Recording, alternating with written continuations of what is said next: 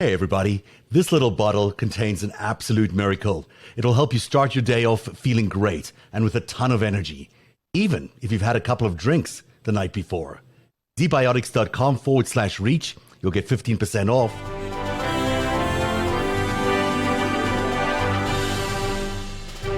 And hello everybody, welcome to a special edition of Narrative Live. They're always special, but tonight is actually a very big special edition. It's 1 year since the three of us were gathered on this very screen to discuss what was then the beginning of this new war into Ukraine by the Russians. The Russian tanks started rolling in on this night 1 year ago. Now, a lot has changed in a year. And of course, Michael's going to remind us that it's not just been a year, it's been 9 years since the war against Ukraine started by the Russians. And in fact, that's true. But in 365 days, a lot has changed. One would say that it looks much better now for Ukraine than it did then. It looks much better for the West than it did then. However, there are looming clouds on the horizon, and we'll discuss tonight the breaking news about China and its intentions of sending killer drones and parts for fighter jets to Russia to help them in the war in Ukraine. Good evening to Michael McKay. It's been a while since we've had you on the air. How are you, Michael? Hello. And Eric Garland is back with us tonight. How are you, Eric?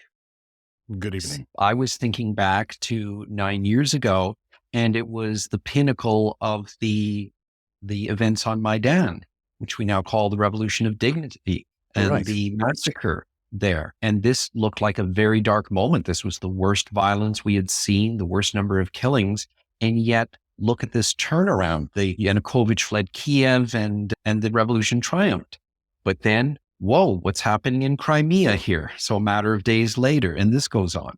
And then we go back to a year ago, and I'm thinking about, wow, this large offensive that has been expected for a long time. We've seen it preparing for close to a year and saying, hey, there's an offensive coming, and it comes. And it looks very dark because there are large-scale advances in a very short period of time by the Russians invading from the north, from Belarus, from the east. But then it stopped.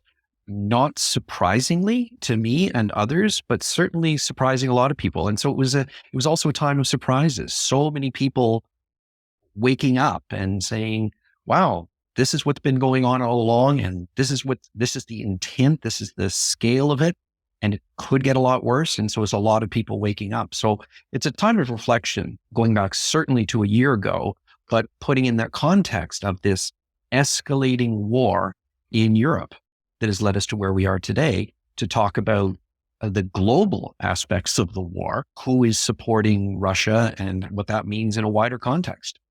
That is the big topic that we're now discovering out of a German publication, Der Spiegel, publishing new details tonight about what they say are plans by the Chinese to provide killer drones to the Russians for use in Ukraine. Eric, your thoughts a year later? It's a very long 2-day war for Vladimir Putin. It has been an utter strategic catastrophe for the Russian Federation and its allies, which I would include Bibi Netanyahu and or Xi Jinping. This whole situation has turned out in the worst way possible. It has united NATO more than it has ever been united since the 1940s and 50s when it began. The image of Joe Biden in Kyiv a couple days ago, which was a surprise to us, right? And he took the train in. Russia's supposed to be, they refer to us as the main adversary, but they are not our peer. We could walk 1 year into their invasion. Our president can stroll in the center of Kyiv under a blue sky without worry that he's going to catch a nuke in the face. If there's any country that Russia could influence in a number of malign ways, it would be Ukraine, a country that used to be part of the Soviet Union, where they share a different language, mind you, and different people, a very different character, but they had a lot of pull there and a lot of money there and a lot of their organized crime there. And 1 year into this, President Joe Biden can go and embrace and literally hug and support a wartime president in that country that is against Russia, against the transnational organized crime organizations out there. And they have the full support of the United States. They have the full support of NATO. They have an increasing serious arsenal, and they will be the stabilizing regional power of Eastern Europe going forward. And that has been a huge year. That was a moment, was it, Michael, to see Joe Biden and Zelensky walking through Kyiv? A remarkable moment, a stunning move on the information warfare front against Russia that this happened, because that's incredibly important to them. I think even more significant. We talk about the failures of the Russian military and so on, but when you think about it, their information warfare has been top drawer. It's been amazingly effective, and we've seen its effectiveness amongst our own elites, for example. This is where they excel. And to see the United States pull off a master move like this is essential. And you know what I was thinking? I was seeing images like this, and I thought, the way Ukrainians think, what have we never seen? We've never seen a picture of Putin in Luhansk or Donetsk. Been completely controlled by the Russian Federation for, let's say, 8 years. No doubt about it. So, that was a remarkable point that you made. The Russian dictator is afraid to go to a territory, which, by the way, he claims is a part of Russia, right? The United States, no claim on Ukraine, but Putin claims that those regions, Luhansk and Donetsk, are actually a part of Russia. But he can't even make good on his claim by showing up there, even for a little photo op. And that's what I thought of when I saw these pictures walking around in the streets of downtown Kiev. Check out the tie. Check out the tie on Joe here. I mean, choice.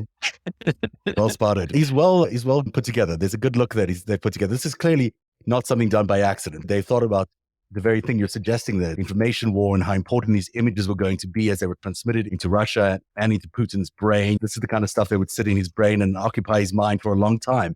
Because you point out the information war is so important to them. And the information war against Ukraine is so important. The timing, of course, was timed with his visit to Warsaw and so on. But for Ukrainians, what's really significant, this was the 20th of February. It was the start of the Maidan massacre. And the two of them went to the memorial close to Maidan, where they have the photographs of the a little bit over 100 people who were killed in the space of a few days. That is the wall, the memorial wall. And so they took a moment to go there. This resonates so powerfully with the Ukrainian people. Russians see the American president there, that's significant. Americans see their president and saying, wow, this is positive action. And this moment here really resonates with Ukrainians. This is an ally. I was just thinking how much has changed, because who was guiding Yanukovych at the time of this massacre? Paul Manafort. Good point. And so we suffered under 4 years of the presidency that Paul Manafort foisted on the United States. And before that, he foisted mass murder on the people of Ukraine. And a lot of us feared that we would not have a future after Donald Trump, or not one we're going to be particularly happy about. But it's only been 2 years into the Biden presidency. And not only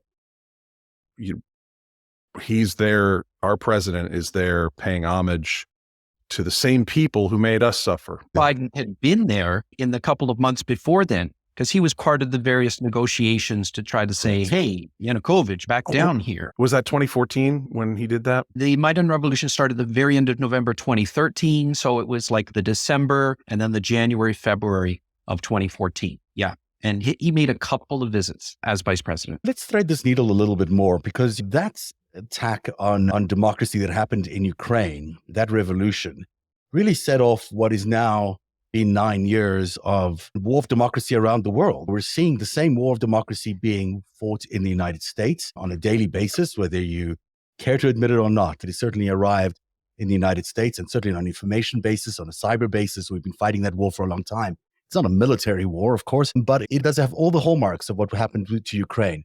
We're seeing the same thing happen in the UK, where they had to experience Brexit. We've had the same thing happen in Brazil, in Israel tonight. There is even more demonstrations against their new government of Bibi Netanyahu, again, which is flouting democracy and introducing new dictatorial rule in Israel. So this is a global battle, as Joe Biden likes to remind us, between the forces of democracy and dictatorship. It's a hugely symbolic thing that Joe Biden was able to be there on the streets of Kyiv with Zelensky. But the counter to that is what we're expecting to see, which is Xi and Putin, two massive superpowers, in a meeting in the Kremlin in the next few days. Maybe it could take a little longer, but certainly in the Kremlin. And that follows a meeting between the head of the diplomatic services there in China and the leaders in the Kremlin just couple of days ago.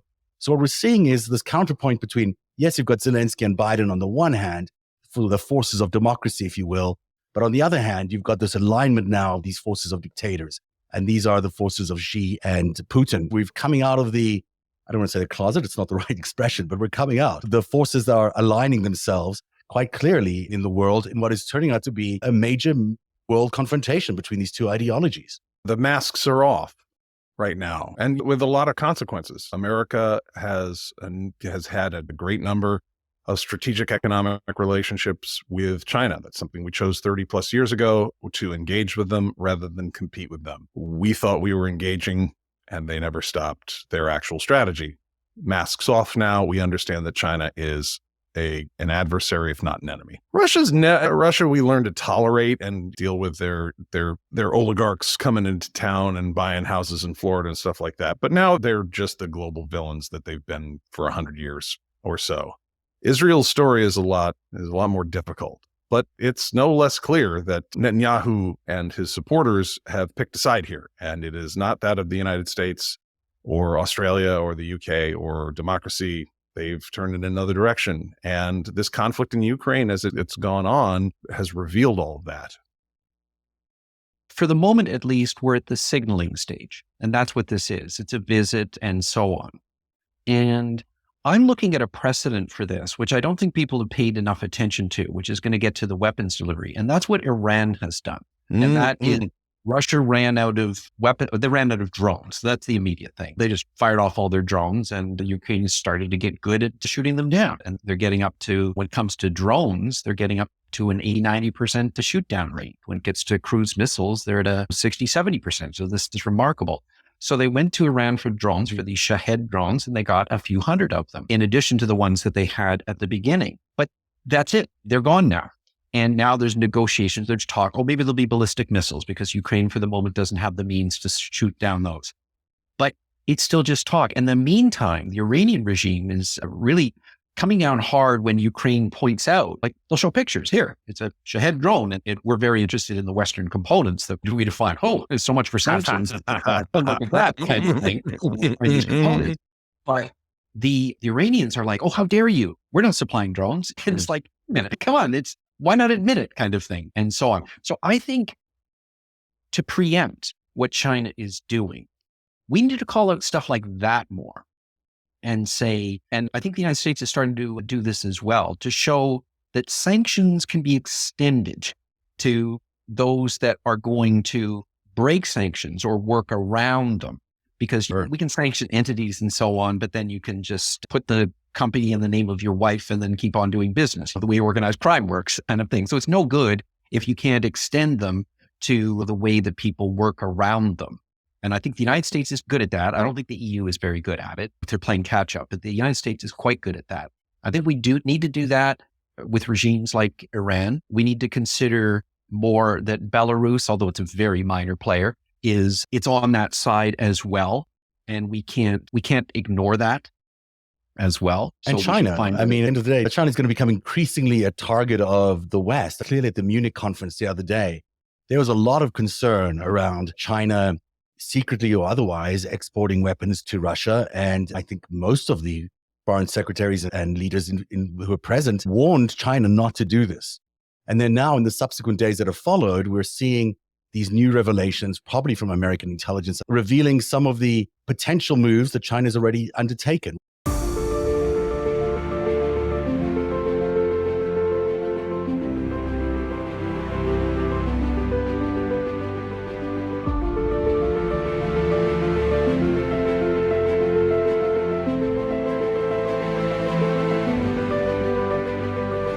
Hey everybody, it's Zev from Narrative. This is the most romantic week of the year. And you know what that means? Dinners, dates, drinks, and more. And sometimes those celebrations can leave you feeling a little worse for wear the next morning, if you know what I mean. Well, I have discovered an absolutely brilliant solution for that. It's called Z-Biotics. It's a pre-alcohol probiotic, and it's a miracle formula that allows you to have a few drinks at night without getting those awful post-drinking blues the next day. No need to worry about safety. It's all natural and FDA compliant. You can get Z-Biotics for 15% off your first order with my code REACH, REACH. I recommend getting the 6-pack. That's what I got, and it's a great deal, and you'll have a couple of extra to share with your friends.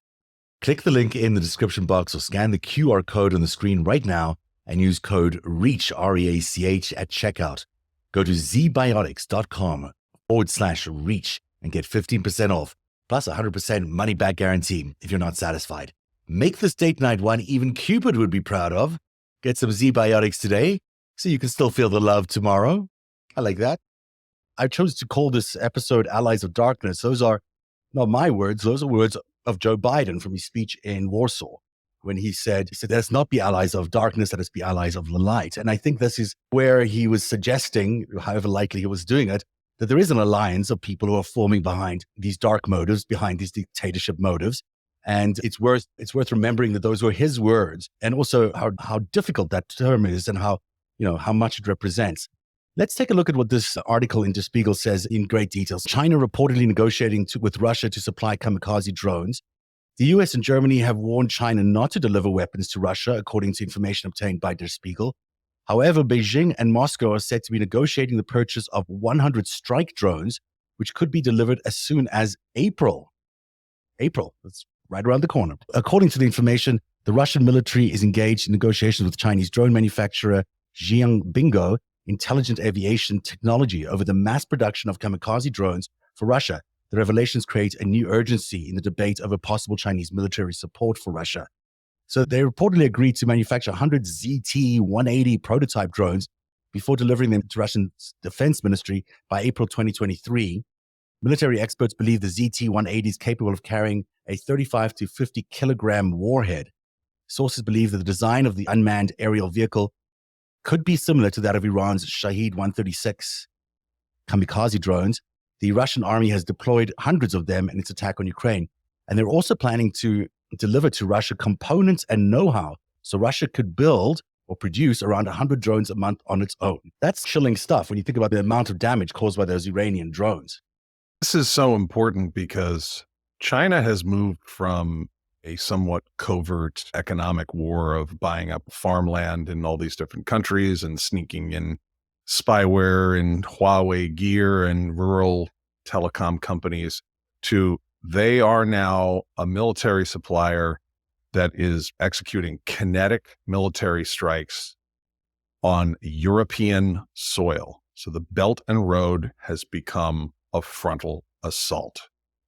Well, through companies, through corporations, through shell companies. It's not going to be a direct line, but yeah, sure. This is potentially their weapons. It will be their weapons produced in China that will be striking European ground. There's no doubt about that. That just goes through. That's what it's going to be. I don't remember the last time in history we've had that happen. Guys? They've been dumping enough fentanyl into the United States to kill many states worth, if not all of us. So we were talking about the masks coming off here. Look, this has been going on for a while. And now we're getting to things that people recognize more as not broad spectrum warfare, things blowing up and, sharing military. You're military allies if you are with this sanctioned country. Like, you're not allowed to trade Russian sovereign debt. Most of their tech companies are sanctioned. You can't do business with their banks. Or as Michael says, yeah, we'll extend that to you. That's exactly why U.S. Treasury sanctions are successful. Is like they're sanctioned, and if you work with them to help them get around it, you're sanctioned. Enjoy. China has defied us with that, and not just with some cash here, but with military equipment, lots of which is probably stolen from us. So these are rogue nations. What are they doing? First of all, they're choosing a side that is not going to win, and history respects winners. And however long it takes, we know that Russia will not succeed in the conquest of Ukraine. So they're backing the losing side, but they're also losing the side because what are these weapons going to be used for? To achieve Russian victory? Actually, the Russians don't even use that for that. They use these Shahed drones, and they're going to use these ones to attack civilian infrastructure, specifically the energy infrastructure. So this is civilian targets, and it's a war crime. So they're basically announcing that we're going to join the aggressor in committing war crimes at a time when we're at the point of the war, we're saying Russia's going to lose this war. So how is it in China's interest to do that? And the answer is it's not. So they must be working with different assumptions about this. And I think they're wrong. This is just, of course, they don't care about Ukraine and they don't care about democracy and this kind of thing, but they're just making the wrong decision for their own power, for their own influence. And they won't even to keep what they have, let alone get the other things that they want to get, making this fateful decision. Imagine another course of action where they said, yeah, we're going to be a leading nation and we're going to join the unified sanctions and this kind of thing. And hey, we're an economic powerhouse and we're going to be part of rebuilding Ukraine. In another universe, they could do that, couldn't they? You ask a good question.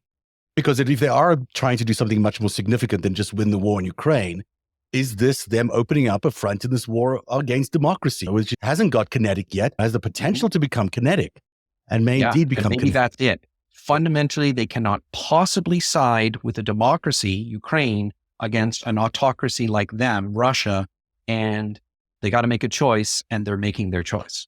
Yeah, and that sets up potentially a global conflict, which no one really wants to think about. You have to imagine that that's in the planning stages at the Pentagon and various other places, that you can't not be planning for a global conflict based on these moves that we're now seeing.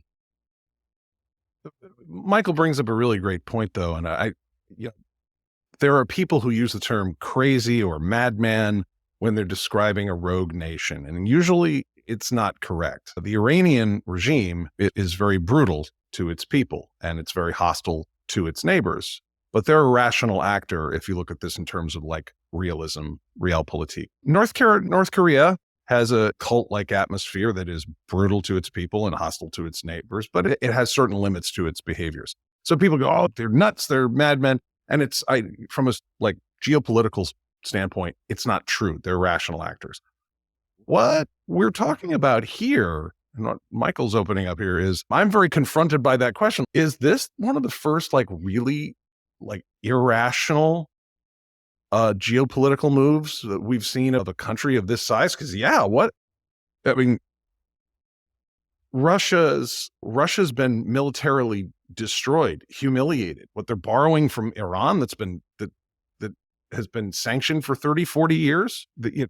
This was a power that 50 years ago we were afraid was going to take over Europe if we weren't there. And now they can't even tugboat the Admiral Kuznetsov, their sole remaining carrier. They can't even drag it around a harbor with a tugboat. It will fall over and go straight to the bottom.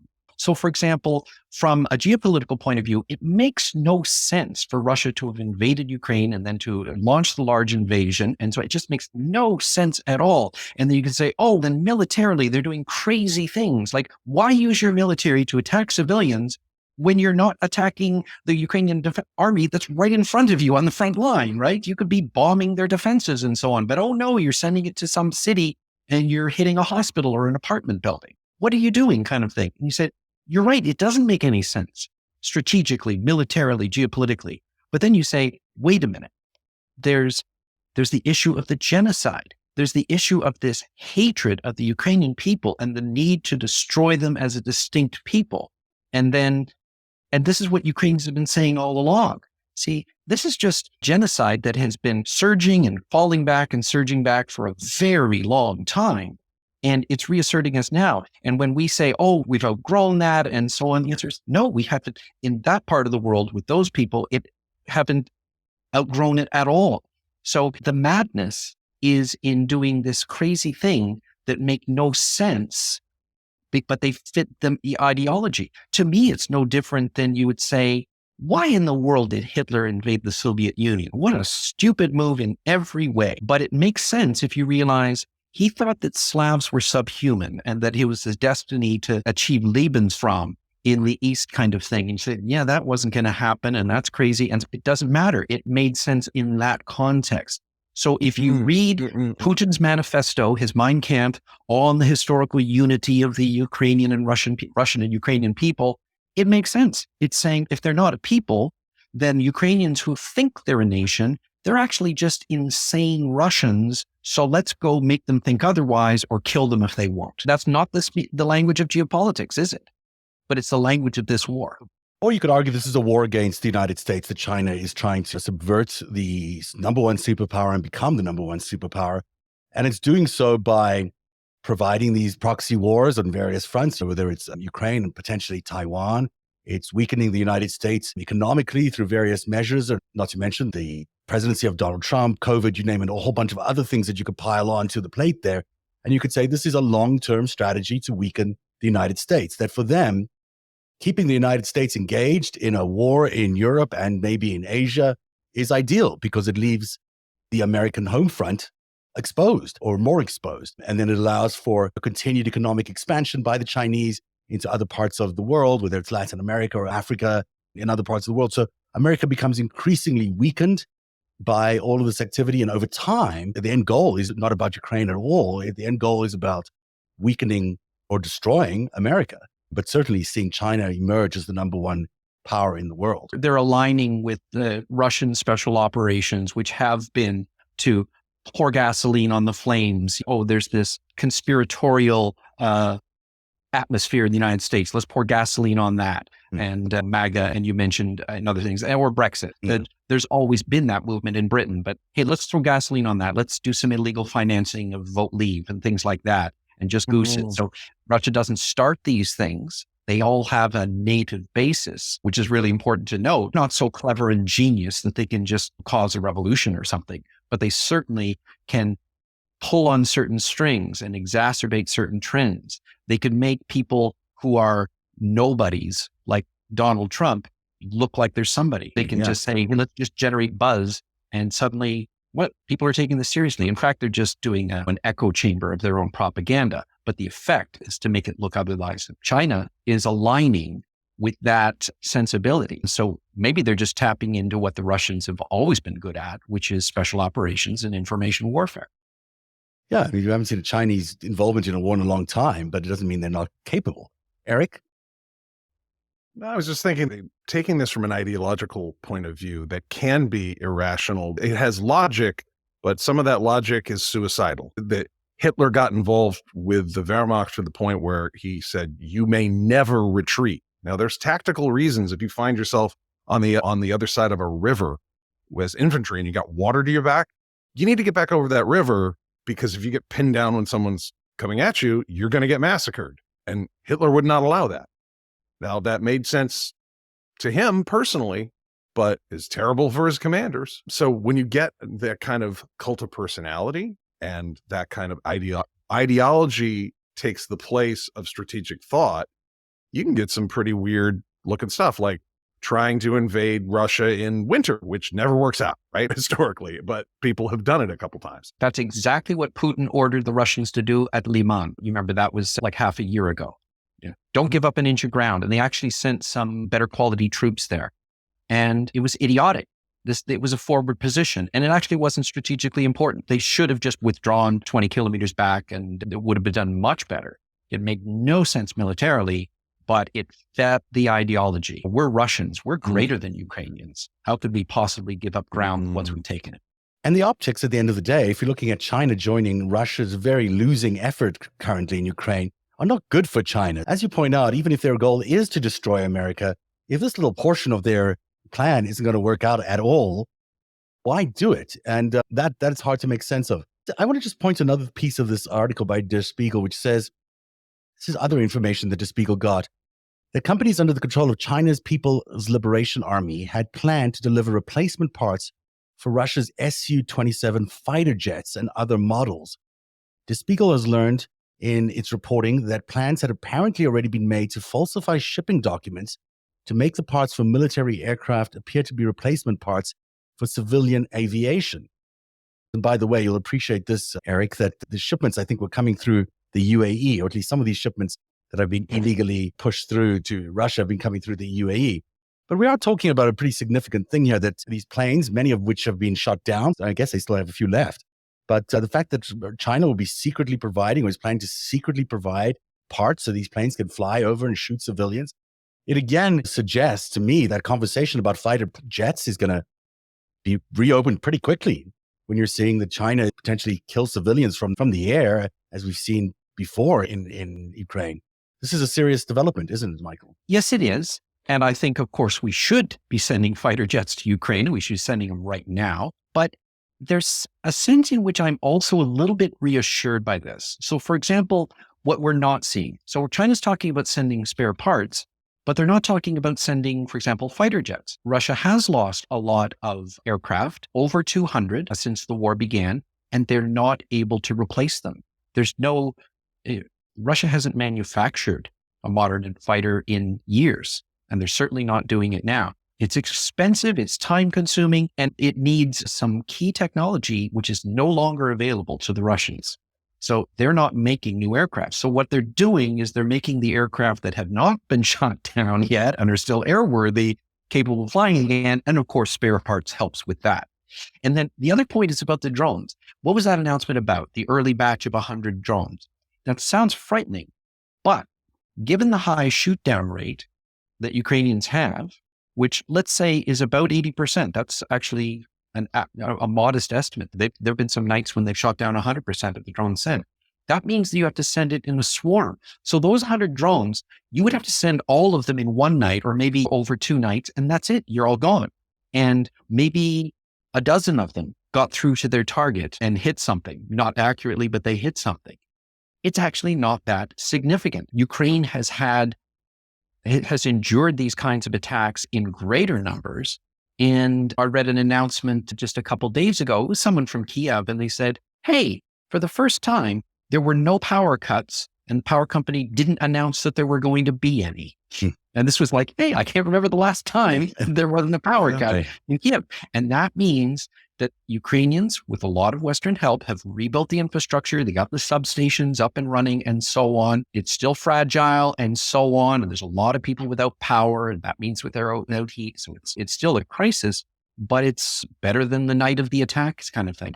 So I look at the scale of what China is doing, and I'm saying that's still about signaling at this point. If it was serious, it would be thousands of drones. It would be actual fighter aircraft.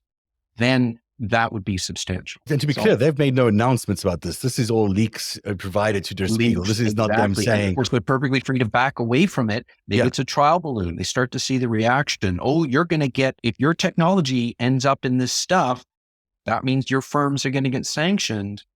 That could hit home. And that's what tonight's show is about. And I think that's what the real intention of these leaks are, is to create enough awareness in the public and in diplomatic circles to pressure China to realize that this is not a winning proposition for them. If Xi Jinping is going down this road for ideological reasons because he just resonates more, he cannot support a free democracy. He doesn't want to be part of the rebuilding of a democratic member of NATO. And so he's just going to help his Russian allies continue their genocidal intentions towards the Ukrainian people. I have a message for Wall Street. Stop laundering China's money. Stop putting more over there. That's over. Those days are gone, guys. We might be nearing those stages where we are going to have sanctions against China that are that extreme. Let me just finish off this article so you guys get a full sense of what was reported here. In January, Dutch public broadcaster NOS reported that Dutch microchips had been delivered to the Russian defense industry via Chinese companies. According to the report, an analysis by the Ukrainian forces of seized Russian offensive weapons like rockets, helicopters, and drones, or their remains, showed that microchips from the Netherlands had apparently been installed in 10 of the 27 Russian weapons inspected. And then for months, reports have been circulating among security officials in a handful of countries that Chinese companies have been providing satellite images of combat zones in Ukraine to the Russian side. In response, the US government recently placed the Chinese satellite company Changsha Tianyi Space Science and Technology Institute, I'm sure I'm saying that wrong, on its sanctions list. Washington claims the company's images have been obtained by the Wagner Group, the Russian private mercenary unit notorious for its brutality to enable combat operations in Ukraine. And the rest of this article is really about how there is mounting diplomatic circles on China to stop doing all this stuff, which of course they deny they're doing all along. Of course, they'll deny it. They are not in a position yet to announce it. But you're right. This could be very much a trial balloon, very much a test of the waters to see how far the world will be able to countenance a potential China support of Russia. But it seems to me that this is going to be very unpopular. There's no ways, especially on the year anniversary of this war, that the thinking individual world is going to be supportive of this particular initiative by China. It just seems like a losing proposition. I'll just jump in here with a little prediction.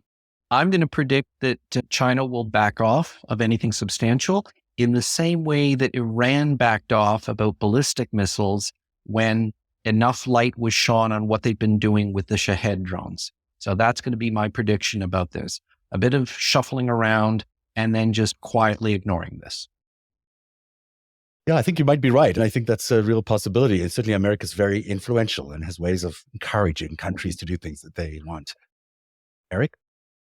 Guys, I think we should schedule February 23rd, 2024. It's going to be a presidential election year here in the United States, and I'll bet that the world looks pretty different. In what way? I'm going to call you on that. I think there'll be more bright, sunny days in Kyiv. Every minute of Narratives reporting, every story that we break is made possible by our patrons. You too can become a patron by joining at patreon.com/narrative. Narrative, where truth lives.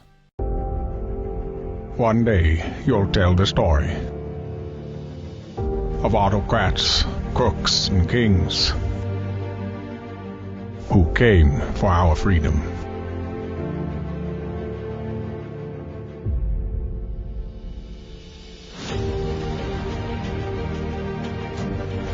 A story of citizens who stood up to tyranny and won.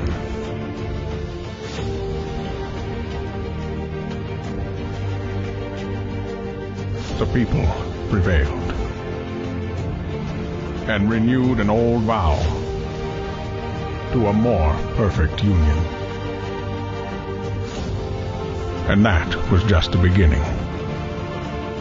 The story continues. Narrative, where truth lives.